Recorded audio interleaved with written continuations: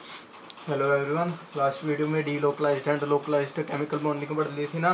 अब पढ़ेंगे intermolecular forces and van der Waals interactions. आपने इसका नाम तो सुना ही होगा +1 या +2 में वंडरवॉल इंटरेक्शंस का। अब हम डिटेल स्टडी करते हैं वंडरवॉल इंटरेक्शंस होती क्या है। देखो, The intermolecular forces are the attractive forces which operate between molecules of the same or different substances. These forces can be divided into different types depending on the nature of the molecule. For instance, in covalent bonding containing polar bonds, initially negative and positive charge are produced on atom by unequal sharing of electron pair. As a result, majority of the molecule possess dipole moment. अब इसका मतलब समझना क्या होगा। इसने कहा है कि कई मॉलिक्यूल्स में, मतलब सभी ऑर्गेनिक मॉलिक्यूल्स लाएंगे।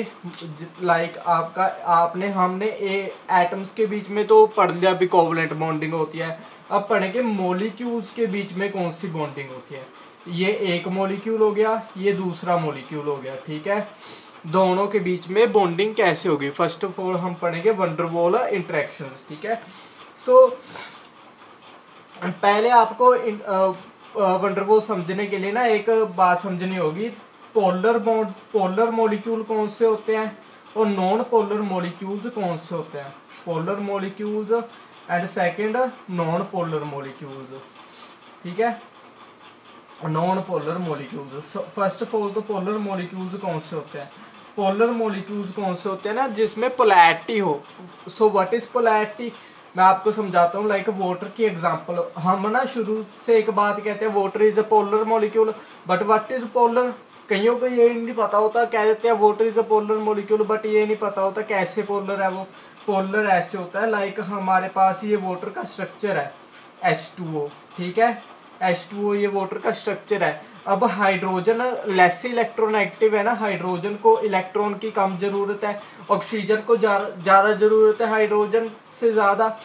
सो क्या होगा ना, ये जो बॉन्ड पेयर है ऑक्सीजन और हाइड्रोजन का, ये ऑक्सीजन की तरफ को ना शिफ्ट होगा, ऑक्सीजन की तरफ को ज़्यादा अट्रैक्टेड रहेगा। लाइक आप ऐसे समझ लो,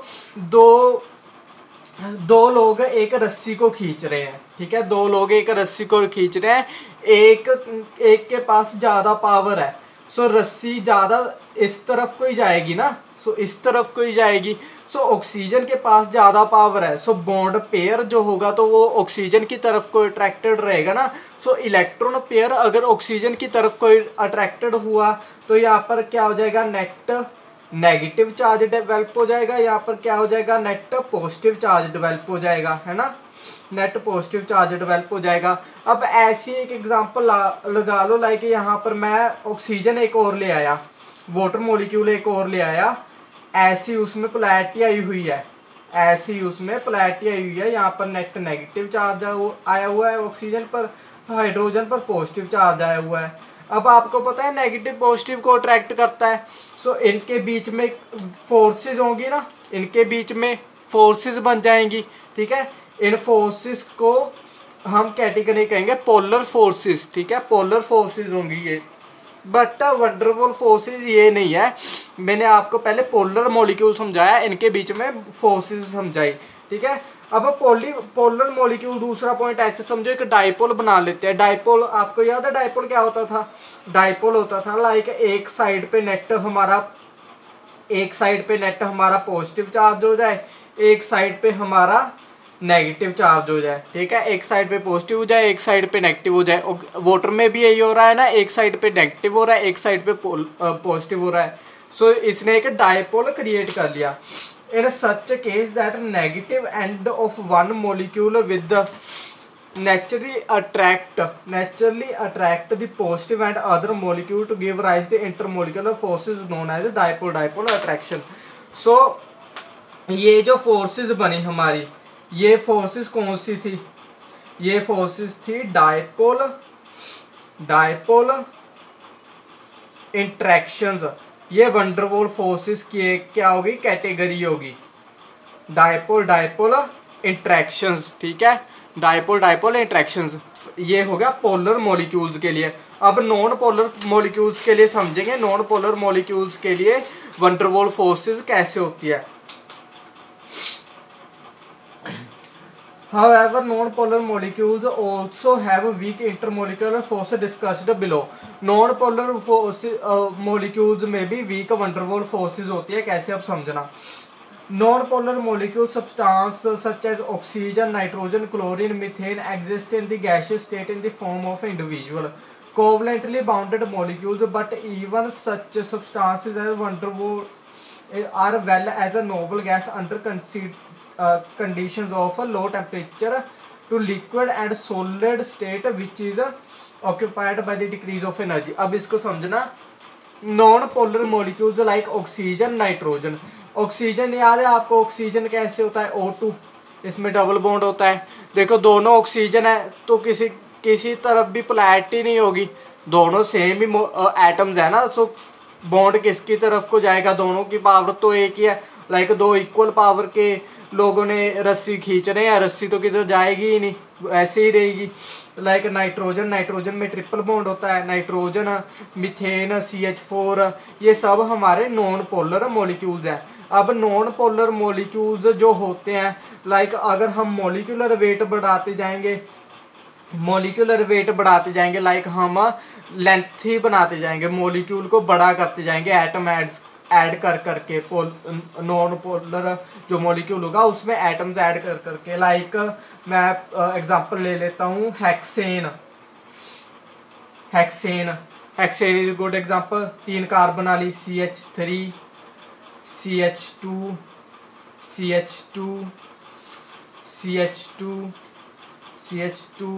एंड CH3.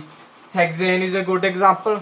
ये जो जब हमारा मोलिकुलर वेट बढ़ता जाएगा तब जो सब्सटेंस मिलने लग जाएंगे वो पहले तो ये गैस है, फिर हमें लिक्विड मिलने लग जाएंगे. अगर इससे भी बढ़ाते जाएं तो हमें सॉलिड्स मिलने लग जाएंगे, सब्सटेंसेस, ठीक है, तो हमें सॉलिड मिलने लग जाएंगे.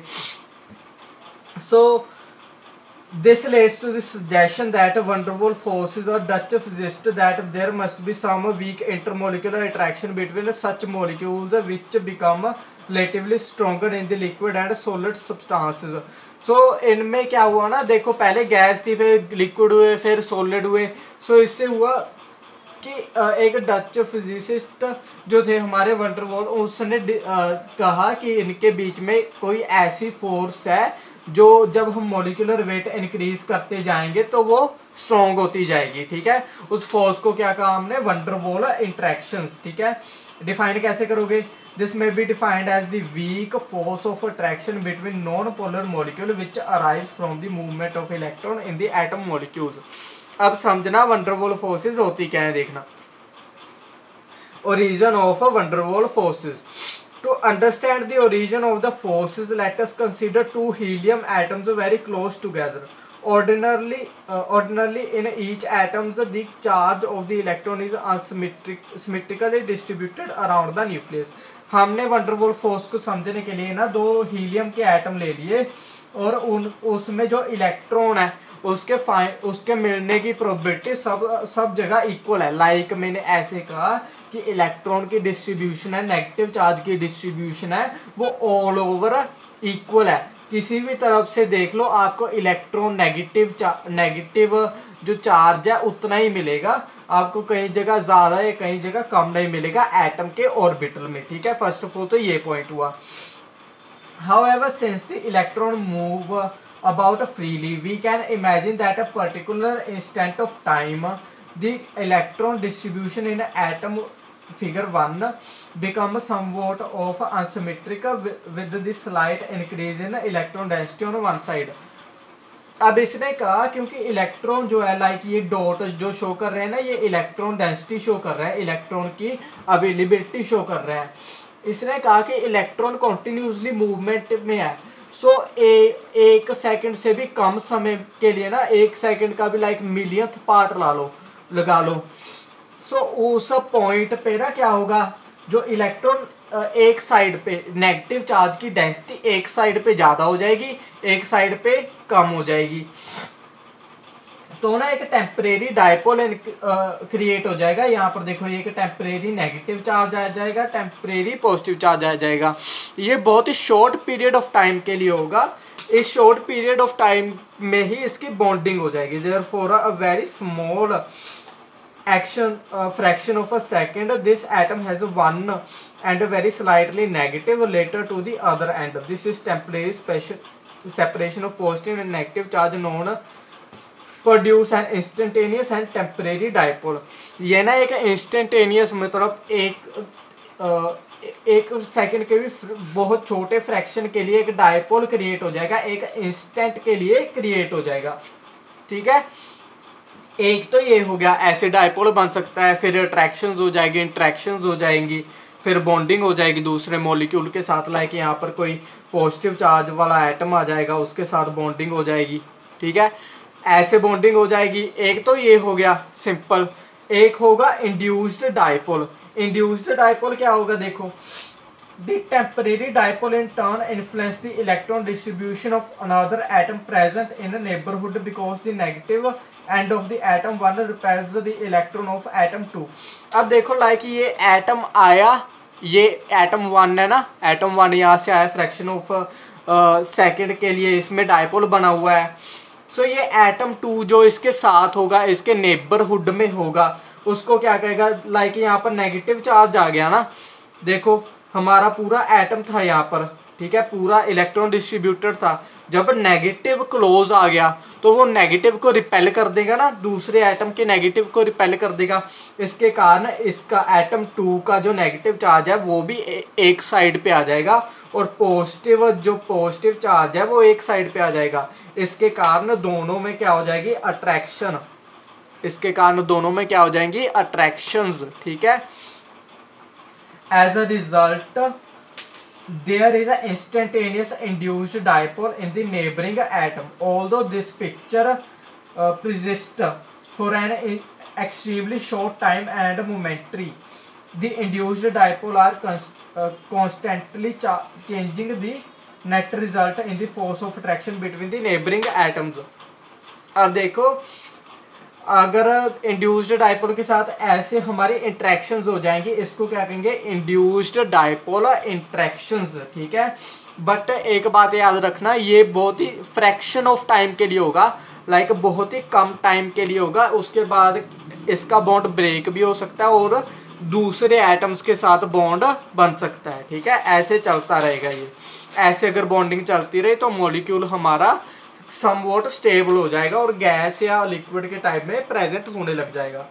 Similarly in case of non polar molecules such as methane and carbon tetrachloride the average distribution of charge about the molecule is a symmetric and therefore is a net dipole movement. However the instantaneous increase or decrease in the electron density at in a particular region create a very short living temporary dipole in the portion of the molecule.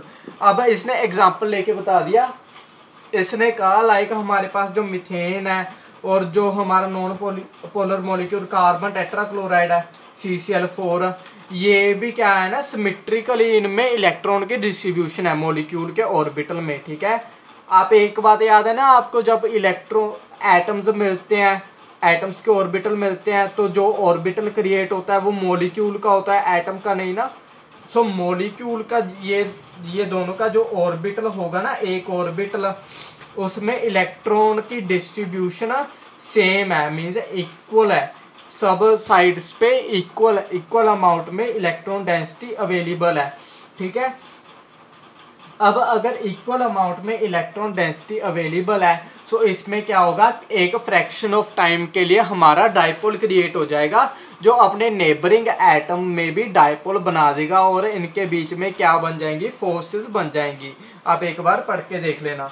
The force of attraction between non polar molecules due to temporary dipole induced dipole interaction consist of van der Waals interactions. They are known as London forces and dispersion forces. अब देखो ऐसी जो forces बनी इनको क्या कहेंगे, temporarily dipole induced dipole interaction. आप नाम से समझ रहे हो ना, डाइपोल इंड्यूस्ड डाइपोल, एक डाइपोल ने, एक टेम्परेरी डाइपोल ने दूसरे डाइपोल को बनाया और उसके साथ इंट्रैक्शंस की। ठीक है, सो फैक्टर इन्फ्लुएंसिंग वंडरवॉल फोर्सेस, कौन से फैक्टर हैं जो वंडरवॉल फोर्सेस को बढ़ा सकते हैं या कम कर सकते हैं। अब देखते हैं number of electron in the molecule. अब देखो अगर पूरे मॉलिक्यूलर ऑर्बिटल में हमारे नंबर ऑफ इलेक्ट्रॉन्स बहुत ज़्यादा होंगे, लाइक ये पूरा पार्ट जो है वो इलेक्ट्रॉन के साथ भरा हुआ है, लाइक ये पूरा पार्ट जो है हमारा इलेक्ट्रॉन के साथ भरा हुआ है, ठीक है। सो जितने ज़्यादा इलेक्ट्रॉन होंगे उतनी ज़्यादा अनसिमेट्री होने के चांसेस है ना। आप एक बात को याद रखो, वंडरवॉल फोर्सेस कब बढ़ेंगी? वंडरवॉल फोर्सेस तब बढ़ेंगी जब हमारे इलेक्ट्रॉन अनसिमेट्रिकल हो जाएंगे, जब हमारे इलेक्ट्रॉन अनसिमेट्रिकल हो जाएंगे। So more is the number of electron, more electrons more van der Waals force. why more van der Waals force? because of more electrons there is a unsymmetry in the molecule, ठीक है। आप पढ़ लेना point को। Next point क्या है? Size of the molecule. Bigger is the size of the molecule. अब देखो साइज ऑफ द मॉलिक्यूल क्या है। अब देखो जितना ज़्यादा बड़ा हमारा मॉलिक्यूल का साइज होगा उतना बड़ा हमारा ऑर्बिटल होगा, जितना बड़ा हमारा ऑर्बिटल होगा उतना ज़्यादा चांसेस हैं कि अनसिमेट्री होगी। अब देखो एक आप ऐसे लगा लो, आप किसी मेले में गए, ठीक है, जितना बड़ा मेला होगा उतना ज़्यादा चांसेस है कि आप या आपके साथ वाला वहाँ पर खो जाए। अगर आप छोटी सी जगह एक घर में हो, एक घर में क्या ही चांस है कि कोई खो जाएगा, बट अगर आप किसी बड़े मेले में गए हो तो आपको चांसेस है ना कि खो जाओगे, आपके साथ वाला या आप खो जाओगे, ऐसे चांसेस है ना। दैट्स वाई इलेक्ट्रॉन अनसिमेट्री, इलेक्ट्रॉन के भी चांस है ना कि वो घूमता घूमते एक साइड पे ज़्यादा आ जाएंगे और एक साइड पे कम हो जाएंगे। सो जितना बड़ा ऑर्बिटल होगा हमारा, जितना बड़ा मॉलिक्यूल का साइज होगा उतना ज़्यादा हमारी वैन डर वाल फोर्सेस होंगी। सो मॉलिक्यूल का साइज बड़ा कैसे होगा? जब मॉलिक्यूलर वेट बढ़ेगा, जब मॉलिक्यूलर वेट बढ़ेगा, मॉलिक्यूल का साइज तभी बड़ा होगा ना जब मॉलिक्यूलर वेट बढ़ेगा। अब समझे हमारे हायर जो मेंबर है, हायर मेंबर जो है, लाइक मैंने हेक्सेन बताया था, ये सॉलिड्स क्यों है? क्यों? क्योंकि इनमें जब हमारा मॉलिक्यूलर वेट बढ़ गया, साइज ऑफ मॉलिक्यूल बढ़ गया, तो हमारा जो है हमारा वैन डर वाल फोर्सेस बढ़ गई, वैन डर वाल फोर्सेस बढ़ गई, इसके कारण ये लिक्विड होंगे या सॉलिड होंगे। अब समझे। नेक्स्ट पॉइंट क्या है? Molecular shape. अब देखो इसको समझना ध्यान से। मॉलिक्यूलर शेप का क्या मतलब है? हमारा मॉलिक्यूल चेन टाइप है या ब्रांच्ड टाइप है? चेन टाइप मीन्स ऐसे चेन में जब होगा, ठीक है। ब्रांच्ड टाइप मीन्स जब ऐसे ब्रांच में होगा, ऐसे ब्रांच में होगा, तब वैन डर वाल फोर्सेस कैसी होंगी? The magnitude of van der Waals forces also depend upon the shape of molecule. Let us consider the case of n pentane. N pentane means chain वाला, ठीक है। Neo pentane means branch वाला, ठीक है। N pentane is a straight chain molecule having a large surface area with neo pentane is a component molecules having much lesser surface area। अब देखो जितना ज़्यादा सरफेस एरिया होगा, सरफेस एरिया ऐसे ही समझ लो साइज, जितना ज़्यादा सरफेस एरिया होगा या साइज होगा उतनी ज़्यादा अनसिमेट्री और उतनी ज़्यादा van der Waals forces.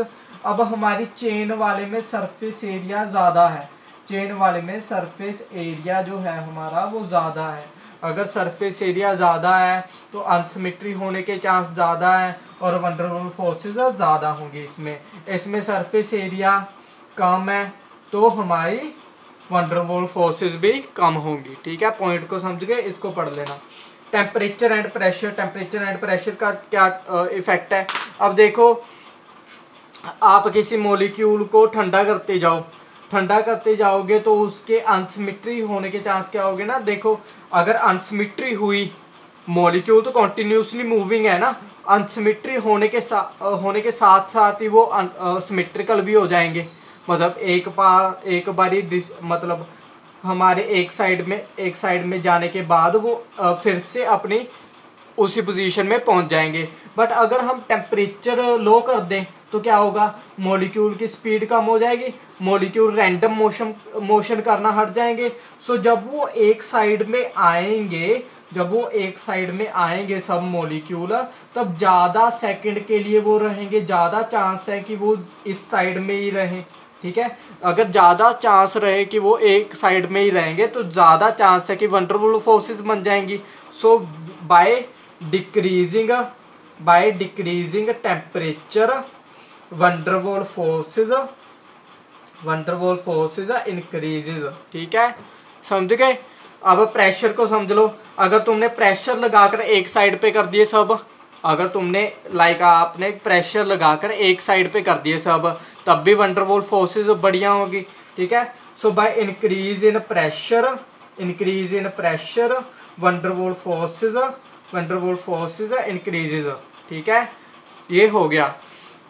Next है हमारा टाइप ऑफ वंडरवुल इंटरेक्शंस। ये पढ़ लिया हमने एक तरह से। Dipole interaction like dipole interaction जब मैंने ये बताया था ना हमारा कहाँ गया, हाँ, वाटर मॉलिक्यूल में कहाँ था, ये रहा, ये देखो, ये हो गया डाइपोल इंटरेक्शंस, ठीक है। डाइपोल इंटरेक्शंस जब हमारे पोलर मॉलिक्यूल होंगे तब क्या होगी, dipole interactions. Dipole induced dipole interactions, ये जो सारा टॉपिक पढ़ा है ये वही है, आप पढ़ के देख लेना, ठीक है। टाइप भी यही होगी वंडरवुल। अब वंडरवुल रिपल्शंस, ये थोड़ा सा इंपॉर्टेंट है, इसको समझो। The magnitude of Vanderwaal force of attraction increase as the distance between the non-bonded atom and the molecule decreases। अब देखो हमारा वंडरवुल फोर्सेस की जब मैग्नीट्यूड होगा, अट्रैक्शंस तब इंक्रीज होंगी जब दो नॉन बाउंडेड एटम मीन्स दो नॉन बाउंडेड मॉलिक्यूल्स आना था यहाँ पर, दो नॉन बाउंडेड मॉलिक्यूल्स लाइक जब हमारे ये मॉलिक्यूल 1 है और मॉलिक्यूल 2 है, इनमें जब डिस्टेंस जो होगा, डिस्टेंस लेस होगा, तब हमारी वंडरवुल फोर्सेस जो हैं, वंडरवुल फोर्सेस वो ग्रेटर होंगी, ठीक है। डिस्टेंस जब कम होगा तो वंडरवुल फोर्सेस ग्रेटर होंगी, ठीक है। एक लाइन को समझे। The attraction become maximum when the distance between non-bounded atoms and molecules reach at a certain minimum value. The minimum distance at which the force of attraction is maximum is equal to the Vanderwaal radius of non-bounded atoms of the molecule. अब इसको समझना कैसे कह रहा हूँ मैं। मेरे पास ये मॉलिक्यूल 1 है, ठीक है, ये मेरा मॉलिक्यूल 2 है, ठीक है। मॉलिक्यूल 1 है और मॉलिक्यूल 2 है, ठीक है। अब इन दोनों के बीच में न्यूक्लियस है मेरा, ठीक है। न्यूक्लियस का हमारे ऑर्बिटल से डिस्टेंस को क्या कहते हैं, रेडियस, ठीक है। सो ये वंडरवुल इंटरेक्शंस कब कम ज़्यादा होंगी, कब सबसे ज़्यादा होंगी, जब इनके बीच का डिस्टेंस जो होगा, जब इनके बीच का जो डिस्टेंस होगा d होगा, लाइक यहाँ पर R1 लिख देते हैं, यहाँ पर R2 लिख देते हैं, दो मॉलिक्यूल अलग अलग है ना, यहाँ पर R1 यहाँ पर R2। जब इनके बीच का डिस्टेंस कितना होगा, R1 प्लस R2। इसको समझो कैसे कह रहा हूँ मैं। हमारी वंडरवुल फोर्सेस ग्रेटर सबसे ज़्यादा होंगी, मैक्सिमम होंगी जब हमारा डिस्टेंस जो है, डिस्टेंस किसके इक्वल होगा, radius of sum of radius of molecular orbitals, ठीक है। अब फिर से पढ़ के देखते हैं। Which of the force of attraction is maximum is equal to sum of van der Waals radii of non bounded atom और मॉलिक्यूल। हमारी वंडरवुल फोर्सेस तब मैक्सिमम होगी जब इनके बीच का डिस्टेंस दोनों के रेडियस के बराबर होगा, ठीक है। समझ गए इतना। अब समझो वंडरवुल रिपल्शंस क्या होती हैं। लाइक अगर मैंने ये डिस्टेंस से भी ज़्यादा मैंने अगर नज़दीक ले आया ना मॉलिक्यूल्स को, अगर इस डिस्टेंस पे तो वंडरवुल फोर्सेस मैक्सिमम है, अगर इससे भी करीब ले आया ना तो रिपल्शंस होने लग जाएंगी, वो एक दूसरे को रिपेल करने लग जाएंगे। This is known as van der Waals repulsions. If non bounded atom come so close to each other that the distance between them is lesser than sum of their Vanderwaal radius, the attraction attractive interactions turns into repulsive interactions. For example, in the bond formation of cyclohexane there is a repulsion interaction between the two flagpole hydrogens. अब इसको समझने के लिए ना मैं समझाता हूँ wonder wall repulsions कहाँ होती हैं।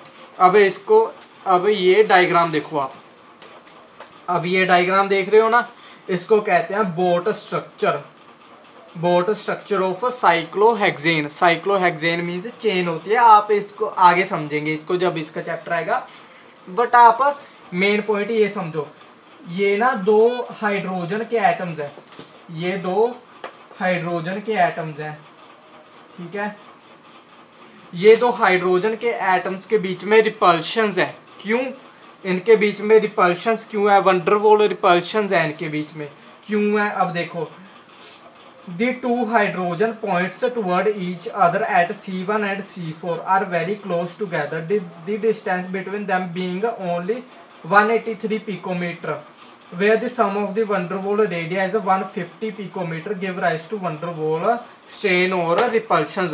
इसने क्या कहा है, देखो दो जो हाइड्रोजन एटम्स है ना, इनके बीच का डिस्टेंस 183 पिकोमीटर है, 183 पिकोमीटर है, बट जो इन दोनों एटम्स के बीच का रेडियस का सम है, रेडियस का सम है, ये मिनिमम डिस्टेंस जो है, मिनिमम डिस्टेंस है हमारा 150 पिकोमीटर।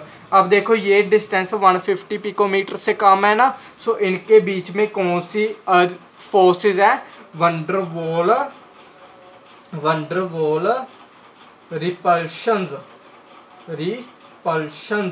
ठीक है, समझ गए? अब आज के लिए इतना ही, वंडर वॉल रिपल्शंस हो गया। नेक्स्ट वीडियो में करेंगे हम रेजोनेंस। रेजोनेंस बहुत इंपॉर्टेंट टॉपिक है, ठीक है। Thank you.